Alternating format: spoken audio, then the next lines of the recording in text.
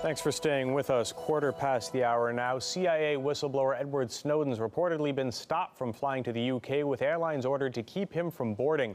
The man who'd lifted the lid on the U.S. secret surveillance activities is being pursued by Washington, which hopes to prosecute him.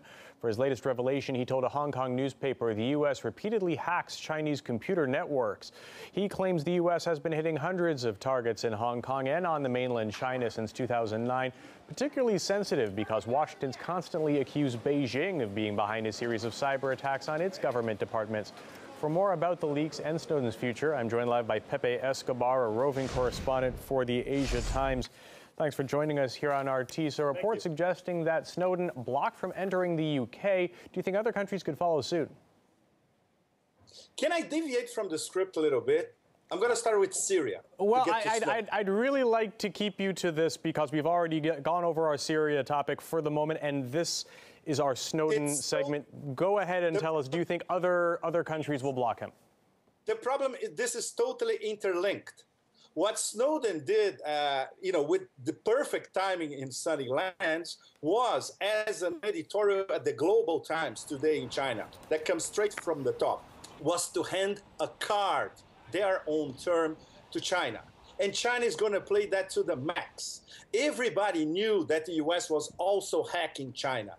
Xi Jinping, when he met Obama in Sunnylands a week ago, he already knew it.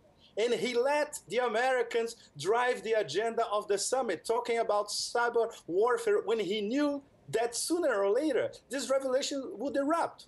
And Snowden, he was watching the whole thing, and he timed his disclosure to the Sunnyland Summit. So it's all interrelated. So what does Obama do 1 week later? A wag the dog saying he's going to start a war in Syria to deviate himself from Prismgate. That's why everything is interlinked.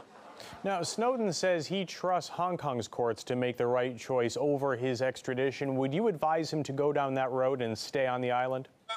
Not at all. He's absolutely correct. Look, he had months to think it over. He's already in contact with lawyers and human rights organizations in Hong Kong. He studied Hong Kong law. Yes, there is an extradition treaty between Hong Kong and the U.S. before the 1997 handover, but this is a very special case. Now China is directly involved. And this editorial today at the Global Times is crucial because it's the word from the top saying we're going to handle this very carefully, and we have the advantage, not the Obama administration. So yes, Snowden is right. Now, the whistleblower revealed a lot of data regarding the U.S. cyber attacks on China and claims to have more data. Do you think the prospect of obtaining key information could convince Beijing to support Snowden? Beijing is already supporting Snowden. That's the thing. It took them a few days to make up their minds. Remember, there was a 3-day holiday in China. So it started today, Friday, the Chinese offensive. And they are watching a public opinion reaction in Hong Kong. They are watching public opinion reaction in Sina Weibo, the Chinese blogs and the equivalent of Twitter. And they know, they see the groundswell of support to Snowden. They see the double standards of Obama trying to impose a one-way cyber warfare dialogue when this comes both ways. And yes, they're going to support Snowden, no doubt. And we come back to Syria all the time. I'm sorry to insist on that because it's all interrelated. It's the Monica Lewinsky case. Monica Lewinsky is back, and her name is Edward Snowden. If China refuses to hand over Snowden to the U.S., how badly do you think that could strain the relationship between the U.S. and China? No, it won't be a matter of China. Look, this will be decided in the Hong Kong courts. This process could go on for months. Maybe years, in fact.